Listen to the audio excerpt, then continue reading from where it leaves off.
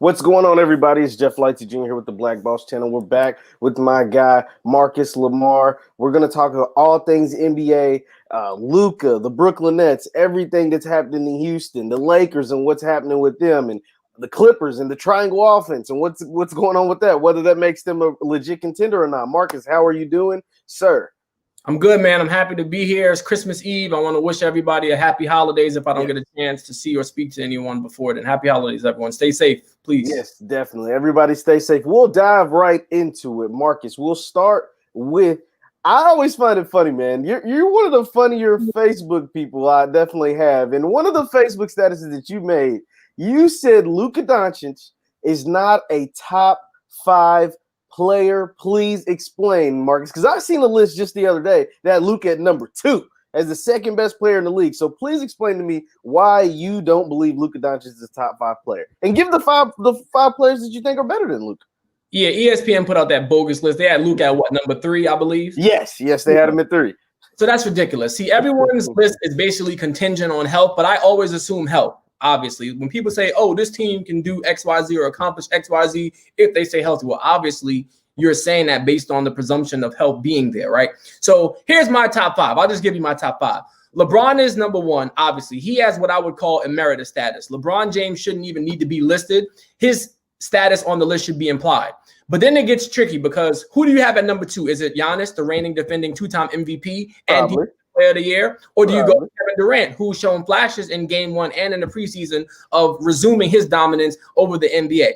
I'm going to go with KD for the purposes of this argument because KD has always been, in my eyes, the second closest thing to LeBron James. Not Kawhi, not Giannis, and definitely not Steph. It's always been KD. At number 3, I have Giannis. At number 4, even though he looks like he might have to come out of that top 5 this year, I would have Steph traditionally. And then number 5, I would have Kawhi Leonard. Now, 4 and 5 are interchangeable. I just think that Steph has led his team to higher heights than Kawhi has as quote unquote the guy, as Batman, or as the focal point of an organization. But with that being said, if I were to keep going, James Harden would be 6. I have Anthony Davis at number 7. People have been Anthony Davis at number 7. I have Luka behind Dame, who is at 8, Luka's at 9, and then Nikola Jokic at 10. So Luka at this moment is the 9th best player in basketball, which I don't think is disrespectful because there's over 450 players in the NBA, and to be 9 out of 450 I think it's quite remarkable. So it's easily to say you believe Luka Doncic is overrated. Like, can we just put that out there? Like, can we just say you believe he's overrated?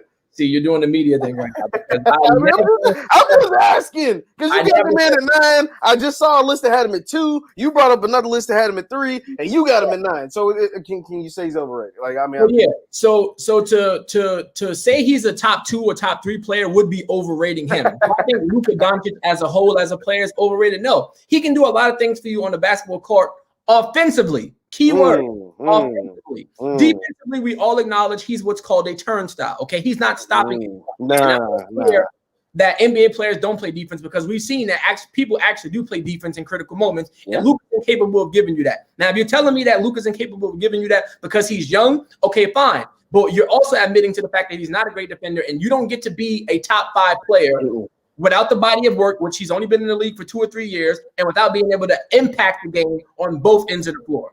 Yeah, he's too young to not be playing defense. If you ain't gonna play defense, and the thing about Luka, I think people overrate his shooting, man. Luka only shot 30% from 3. Like that lasting image. Now Luka's a hooper. Don't get me wrong. Like the dude can hoop. Like he can go out there, he can drop 40 on anybody. And the thing about his game is that it looks like something you'd see at the YMCA. It's not something it's not something you think you'd see from an NBA player. NBA players, I think like LeBron and Westbrook and the way they play. But when you see Luka play, it's like, dang, I feel like I could go out and do that, but you can't. Like you just can't do what he does. Like it's just basic, really super basic, really super slow motion, but he gets the job done. And I would say Luka's overrated. Right? Like I would definitely, because like you said, he's not a top 3 player. Like if you think Luka Doncic is in the top 3, you don't know basketball. Like he can hoop. The purpose of the game is to score points. So I always give a benefit of the doubt over a score than a guy who's a defensive stopper, right? Like no, there's no defense for the perfect offense.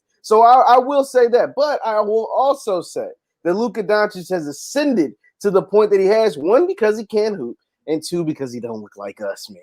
They love to get a guy the great white hope, and that is what Luka is in the NBA right now because he has pale skin and they want somebody who looks like that to be a great player. I'm just saying, like, I mean, that ain't just me making it up. That's what I'm seeing because he does the same thing that Trae Young does, right? But Trae Young ain't in the top 5 or in the top 3. Now, Trae Young isn't as dynamic, it seems like, as Luka in some aspects of the game. But the fact that he can pull from 40 and he can drop, at 37 and open the night, that is also something that he does just like Luka. Now, he doesn't get the triple doubles like Luka, but I mean, hell, we've kind of learned that triple doubles are a lot easier in today's game than they have been ever before. And then it doesn't always translate to wins. So I will say that. Let's move on, Marcus, because I know we only got you for a short amount of time today. The Brooklyn Nets, they came out, they looked pretty impressive. Now, granted, it was the Golden State Warriors. The Warriors aren't that good. We get it. They don't have Clay. They didn't have Draymond. They blah, blah, blah. But how good are the Nets? What are your thoughts of the Nets, their first game out against the Warriors? Let's be clear. The Nets played what's left of the Golden State Warriors. When Klay Thompson came out and it was announced that he was going to miss the season with the season-ending injury to his Achilles, my heart goes out to him because he rehabbed so hard just to get back from the ACL injury last year, only to have another devastating injury. But once he got injured, their hopes to accomplish anything this year went up in flames. So they're not going to be good this year. I still think that they're going to be a 7th or 8th seed. They might could sneak in the playoffs, but Steph is going to damn near have to play 40 minutes a night and average close to 30 points a game in order to make that happen. With that being said, what's going to be waiting for them is either the Lakers or Clippers in the first round, and they're going to get sent home early. Now, let me shift gears to the Brooklyn Nets. Man. Woo. Shout out to Brooklyn. Brooklyn in the house, man. Yeah. So the Nets are like the Beatles. They're the hottest thing in town. They are the best show in basketball. When you combine two offensive talents such as Kevin Durant and Kyrie Irving, it was just good to see Kevin Durant play basketball. It was good to see Kyrie Irving play basketball. And I got to tell you, he was in his bag early. And by the way, Steph Curry, I saw you. You wasn't checking him on defense in the first quarter. There's no excuse for that. I don't know why. Never does. But that's the thing. I can understand if you don't want him checking him in pivotal moments. But in the first quarter, bro, when we just came out the tunnel and you got all your energy, I need you to at least guard him a few possessions. He was going to guard Joe Harris in the corner, who's obviously not leaving the three-point line. But that's neither here nor there. So Kyrie Irving and KD look good. They were in their bag. The Nets got contributions off the bench. They was raining shots all over the place, right? I think they were about 30 at one point. Yeah. The game wasn't competitive. Now, I don't think that's an accurate indicator of what their season is going to be for them. I don't think they're going to steamroll through the Eastern Conference or the regular season. With that being said, should they be the prohibitive favorites to come out of the conference? Absolutely. Absolutely. Definitely. Yes, definitely. Like the Brooklyn Nets, like you said. Kevin Durant, once again, I'm talking to Marcus Lamar from the Mark My Word show. Be sure to hit the thumbs up button, like, share, subscribe. We're going to do this weekly, a few times a week. So the thing about the Nets, man, like you said, they're the most interesting. They're probably one of the more interesting watches of the year, right? Like we want to see what the Clippers do. Everybody's going to check in on the Lakers that are defending champs. But the Nets are the team because the Nets are over on the East Coast. The Nets are in New York. The Nets have KD. The Nets have Kyrie Irving. Like that is a whole lot of good stuff. All in one stew, right? Like if you're making a stew, you're throwing in a bunch of good ingredients. Well, that's what the Nets are. They're jambalaya, right? Like it's something that's going to turn out really, really good, really hot, and really. I mean, I'm so glad that Kevin Durant looks like Kevin Durant, right? Like there were so many people that were talking about this Achilles injury and him coming back, and players are never the same. Man, bump all of that. KD is KD. He does what he does. And he showed that he's going to be able to do what he's always done in that first game. Now, granted, I don't want to overhype a first game, but it was an impressive showing. Like I like what I saw. Like I just can't lie and act like I didn't like what I saw from KD. What I will ask you, Marcus, is it's time to overreact, right? Like because that's what everybody has to do after the first game. You got to overreact. Could you see, or are the Nets a better team right now than the Lakers? Are they a better team? Could they challenge the Lakers right now? Or do you think by the end of the season, they'll be a better team than the team in LA, the defending champions, Los Angeles Lakers? No, and I saw people ridiculously saying that. You know, I didn't think we would have to still have a campaign that was promoting that drugs are bad in 2020, but apparently we do. Could the Nets beat the Lakers in a 7-game series? Absolutely. It's probable. But it's possible, but is it probable? No. Because what the history of the NBA has shown us is that anytime you pair two top 5 players, which many people think that Anthony Davis and LeBron James are 2 top 5 players, it is incredibly difficult to beat them. Now, I've taken it upon myself to actually go through the Nets and Lakers roster. And player 3 to 15 is actually closer than people might think. I did a list where I made the 10 best players on the Nets and Lakers roster if they were to play. And I came out, I believe, with 6 Lakers and 4 Nets. You could go 5 Nets and 5 Lakers. But what that shows me is that the 2 teams are closer than we think. What's going to be the difference is, do I think that Kevin Durant and Kyrie are going to elevate their play to a level that's higher than that of LeBron James and Anthony Davis? And I do not believe that to be true. As of right now, I think the Nets are a better team than the Lakers because the Lakers have legs under them. Those two games the other night were so easy to predict. I knew the Lakers was going to come out flat. Even though they made it interesting, I knew the Lakers were going to come out flat. LeBron has been out there bull jobbing the entire preseason, all right? He doesn't even look like if you ever drove stick shift, I don't know what gear he's in, but we know he's not in mid-season form, nor should he be. They just won a championship 70 days ago. So I'm not going to overreact.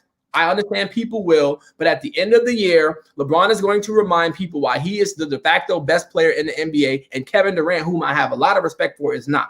He's going to remind them, because that's the thing. That is the thing. When we last saw Kevin Durant healthy, right, there was a lot of people that thought Kevin Durant was better than LBJ. Like LeBron, the last time we saw Kevin Durant, And they were wrong. Were they? Because Kevin Durant was, before he tore his Achilles, was on his way to winning a three-peat, and LeBron was at home watching the playoffs, right? Like Kevin Durant and the Warriors. Now, granted, it was the Warriors and it was the way. That's why I don't feel bad for the Warriors, because what they were doing when they was beating the hell out of everybody, didn't nobody else feel bad for the rest of the league. When the Warriors had Kevin Durant, they won 73 games and added Kevin Durant, they winning championships and beating everybody by 40. And NBA Finals games were getting the worst ratings in the history of the league because everybody knew what the outcome was going to be. Didn't nobody feel bad. I mean, the Warriors wouldn't feel bad for the Cleveland Cavaliers. But like I said, the last time KD was on the court, folks were saying he's better than LeBron. He hit 2 game winners. He 2 daggers in LeBron, 2 straight finals. He was on his way to winning the 3rd straight finals before he ripped up his leg.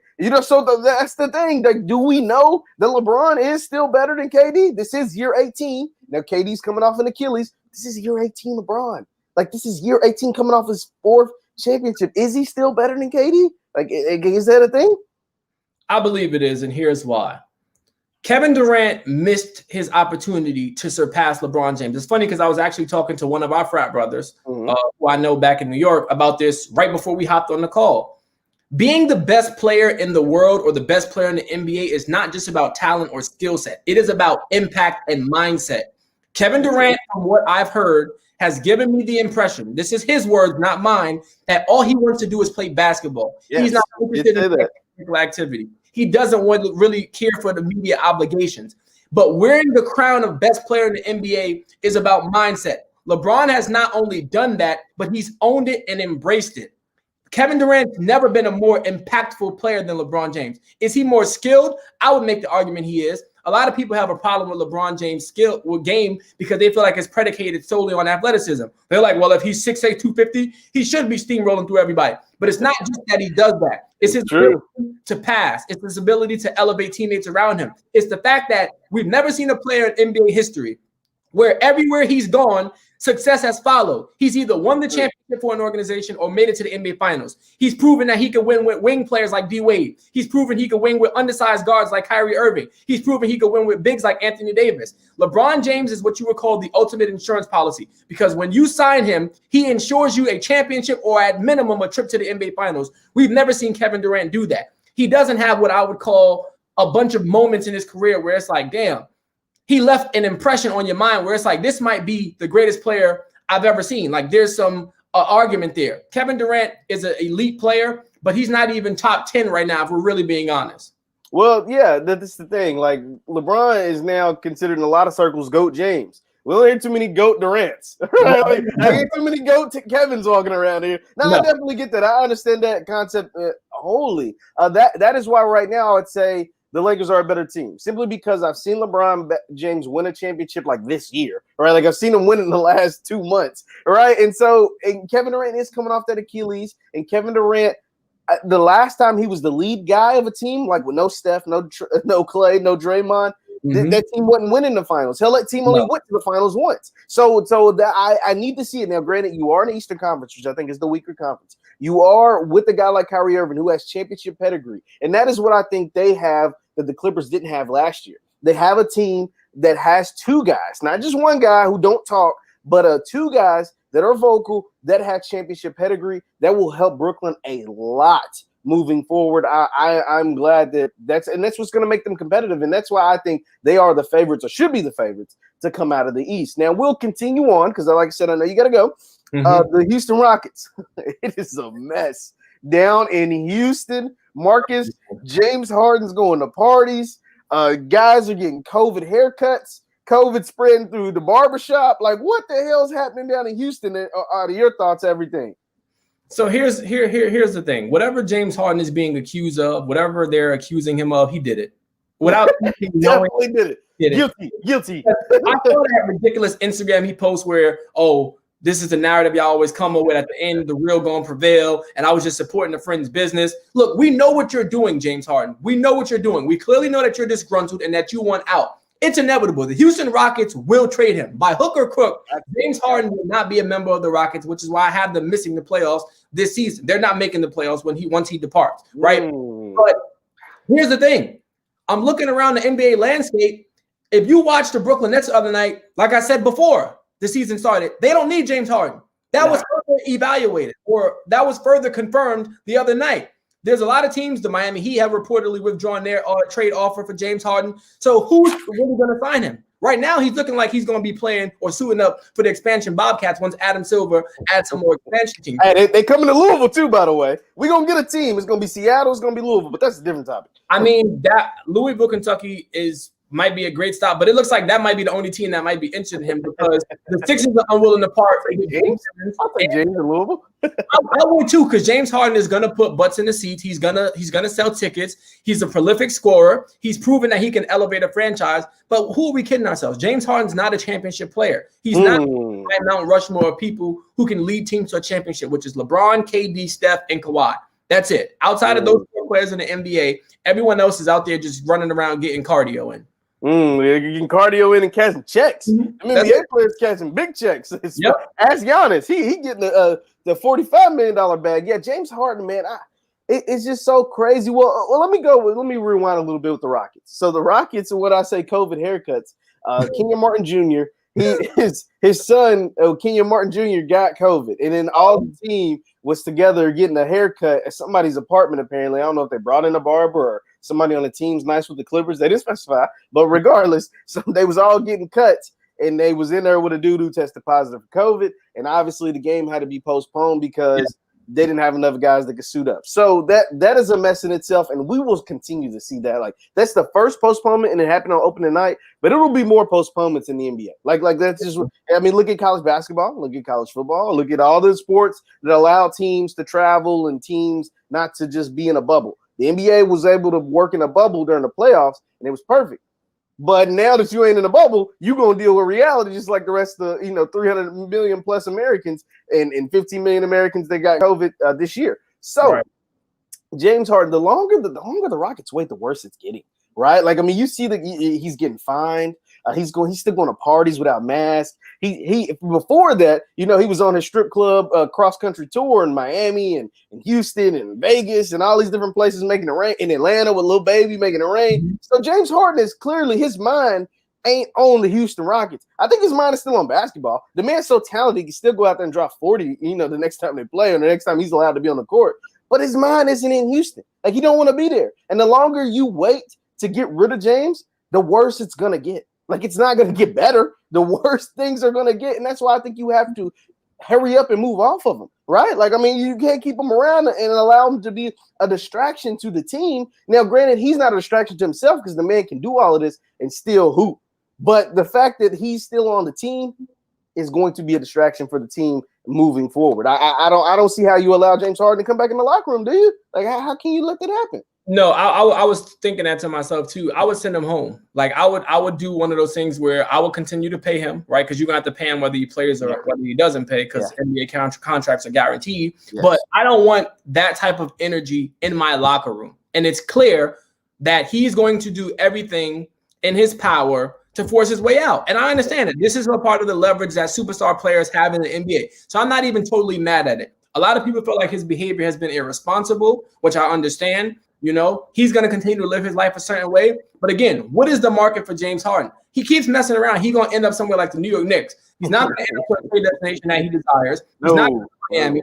not going to Milwaukee, not going to Philadelphia. So where is he going to end? Is he going to Boston because they're not willing to part ways with their young players? Nah, it ain't happening. Those dudes dropped 30 the other night. So I just don't know what the market is for him. I'm not trying to make it seem like he can't play, but he's not changing life for a franchise in terms of actually winning a championship. Like, he's not doing that. Yeah, and that's the thing. Like, when you're not that kind of player, and you have this baggage, right, with you, when you have the baggage of you like to party, you like all these demands, you're kind of catered to in Houston. Like, where are you going to get it better than Houston? First of all, they offered you $50 million a year, $100 million deal for 2 years, and you turned that down, right? So yeah, he turned that down, right? So like, when that happens, that lets me know, okay, I get it. You want to go somewhere and try to win championships, but you as the lead guard or you as the lead player, like James Harden is going to have to be a souped up Robin to get a chance to really win a championship, right? Like, unless he teams up with like Giannis or KD, or I mean, that's about it. Like, ain't too many other options out there for James Harden as far as like who he could actually win a title with. Like that's what I'm like. I believe, like you said, there are a lot of good players in the NBA. There's only so many that's at the elite level. Like, there's only so many that can actually lead your team to a championship. We have seen, like, think about your top 10 that you said. You said guys like Luka was in there, Giannis was in there, AD. Like, when those guys are leading teams, the teams barely make the playoffs, right? Like, Giannis's team wins a bunch of games, then gets the playoffs and loses the second round. AD, when he was leading the team, they barely made the playoffs if they ever made it. Luka's team got beat in the first round. Like, so, like, this is what happens. Like, there's only the elite of the elite players. Got teams that have LeBron James on it, teams that have Kevin Durant on it, teams that win with Steph Curry or Kawhi. Like you gotta have those kind of guys to win in the NBA. And it's not that many of those guys out there. Not even James Harden. Nope. Yeah, so that's the difference. Once again, I'm talking to Marcus Lamar from the Mark My Words podcast show. Marcus, thank you so much for talking to me again. Be sure to hit the thumbs up button, like, share, subscribe. Like I said, we'll do this a couple times a week. Go live, talk about NBA. We'll talk about some NFL over the week before the weekend starts, and see all the storylines that are coming out of the sports world. Marcus, thank you again for joining me. Be sure to hit the thumbs up button, like, share, subscribe. You guys, once again, I'm Jeff Lightsy Jr. from the Black Boss Channel. Be sure to hit the thumbs up and the notification bell on the Black Boss Channel.